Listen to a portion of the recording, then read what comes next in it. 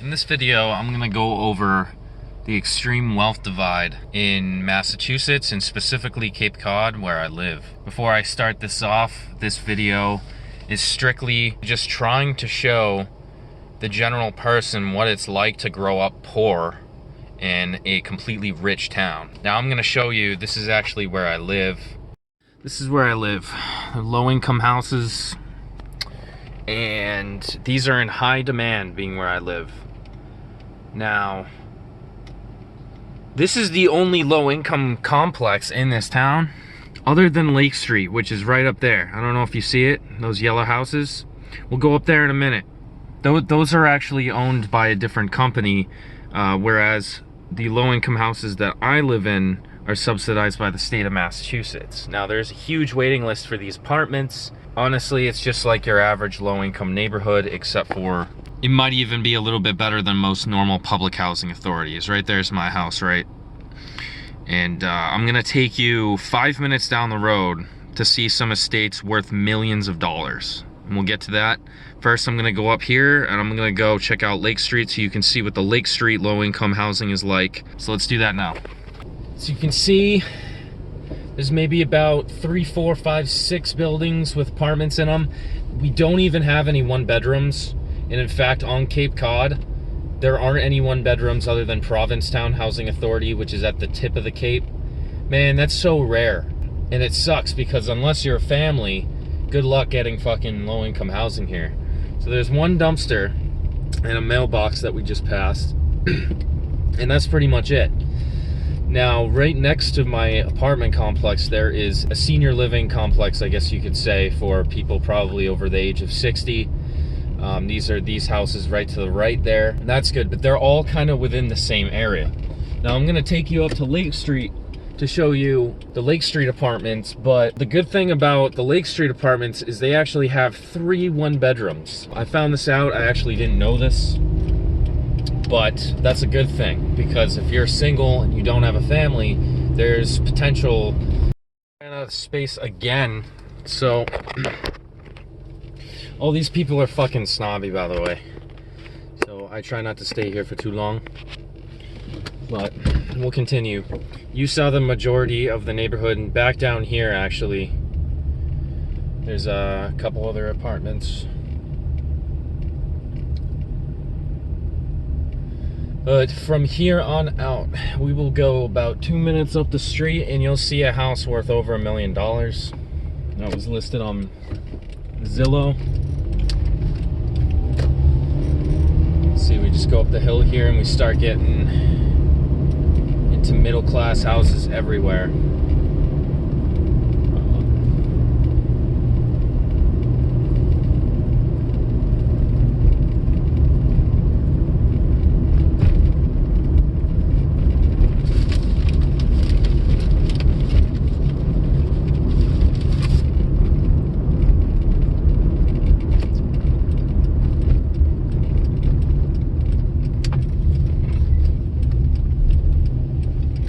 So the housing crisis and the wealth divide is a huge problem where I live. There's no housing for people like me, unless you want to cram into a 4 or 5 bedroom house and just rent a bedroom from someone for $1,000. If that works for you, then come here, live here, it'll be great. But if you're trying to find an apartment, expect to pay $2,000 for a 1-bed, like a legitimate apartment, and you'll have a really hard time at that finding those apartments.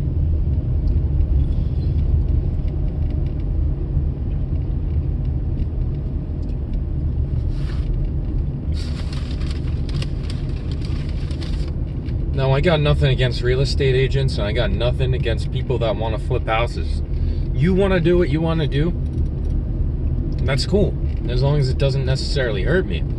But the problem that I'm seeing now, especially in this pandemic, is people are still trying to rent out their fucking rentals to summer people only because they know that they can gouge and get the most money from them. Do you know how many people are on Cape Cod that need housing? It's retarded. There's so many people that needs housing, and they're very specific of who they want. Look, we got New Jersey right there. Yeah, all the summer people are fucking down right now because of the pandemic.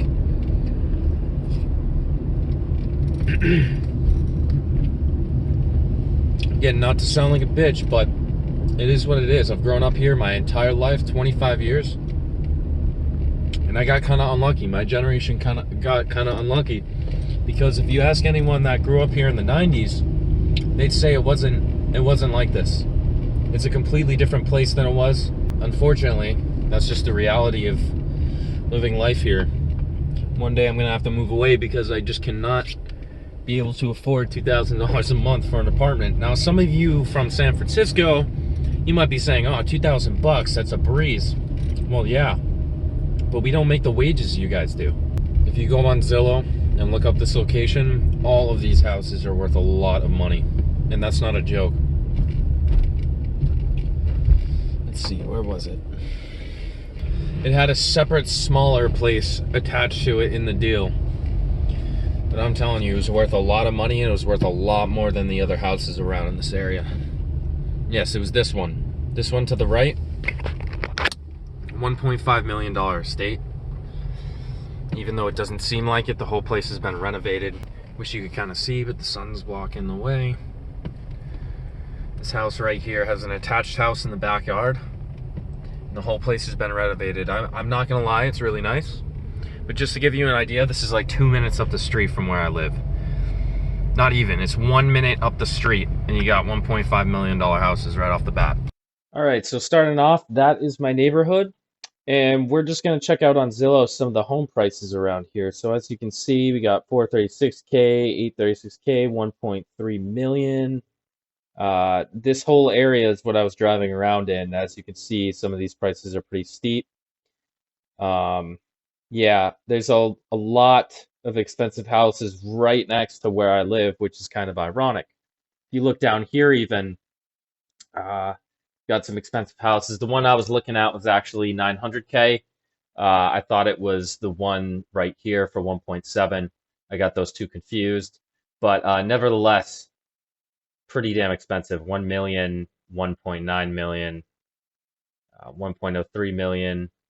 You get the general idea of how expensive some of these houses are around here. 1.34 million.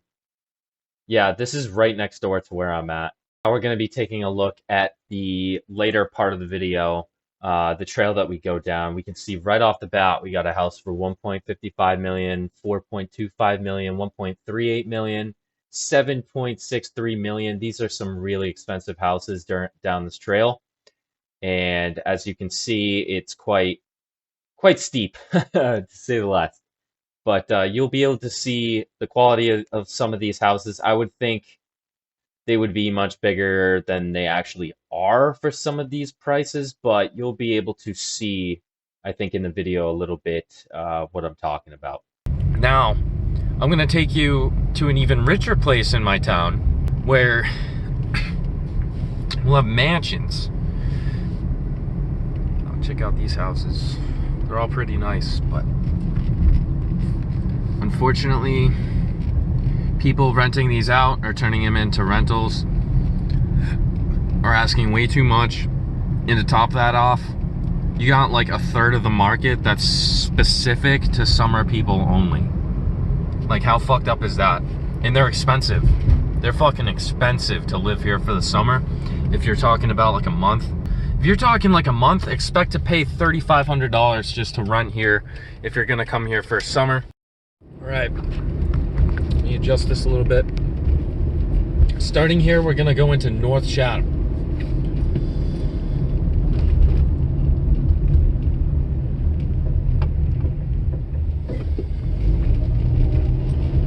Now, this is approximately 5 minutes from that low-income housing complex I showed you and mine.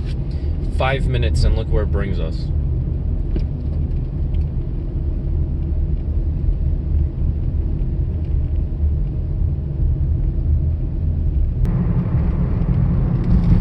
Some of these houses to the left here.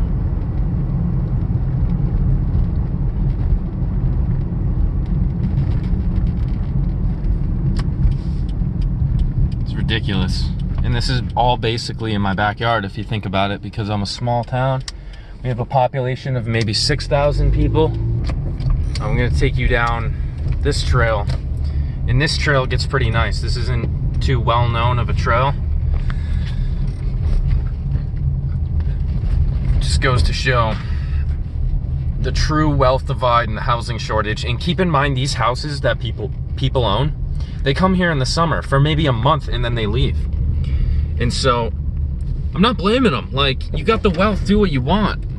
But still, the fact that there's so much housing in this town that's not being used for people that could seriously use it, and the families that are short on housing that risk going homeless because they can't get fucking housing in this town is ridiculous. But we're right by the water here. Wish the sun wasn't in the fucking way. I really want to show you guys this. Look at that. Guarantee you that's a multi-million-dollar estate. Multi-million-dollar estate. Right there.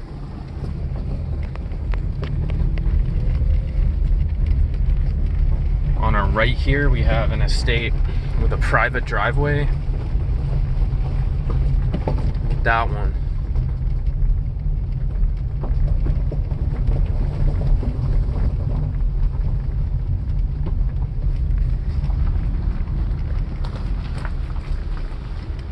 You gotta be careful because of potholes here, so don't mind me.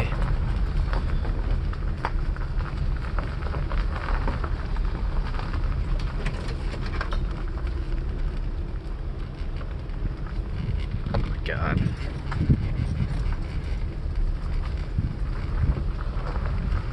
Yeah, if there's anyone here, they're here because of the pandemic. This is April. People usually do not start coming down until 2 months. But because they saw this as a place to escape, they're flooded here. Wow, I wish you could see it better. Not necessarily a mansion, but goddamn close to it. Now this one,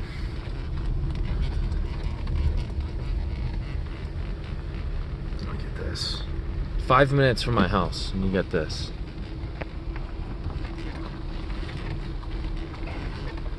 How fucking crazy is that, dude? You know how many people that could house right there? Or if they built a complex here, do you know how many fucking people that would house? Look at that, giant front yard right by the water. I'm blessed to live here, but I'm angry about the problems with the wealth divide and the housing shortage.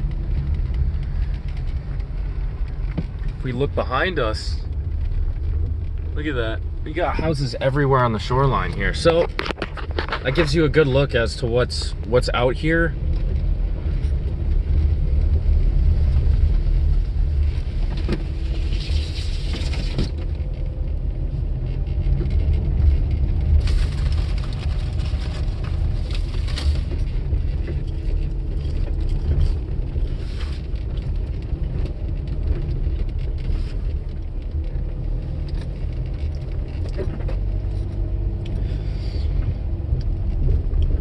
So I bet some people that are watching are probably interested, if anything, at flipping houses down here.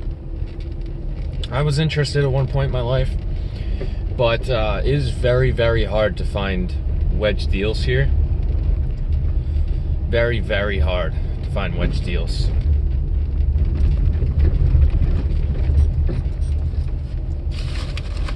And most of the houses that aren't new, that were built on Cape Cod,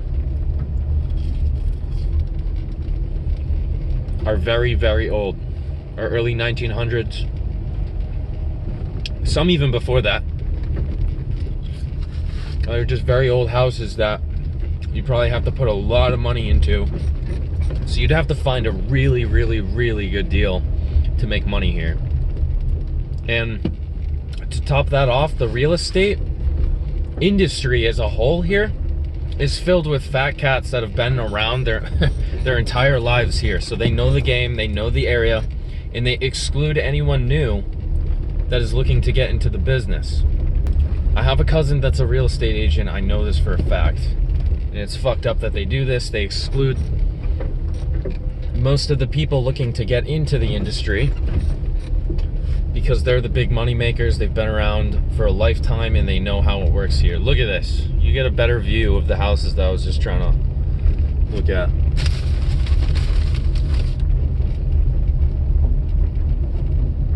Look at that shit. That's crazy. I mean, good on whoever's living there, but god damn, do you know how many people that could?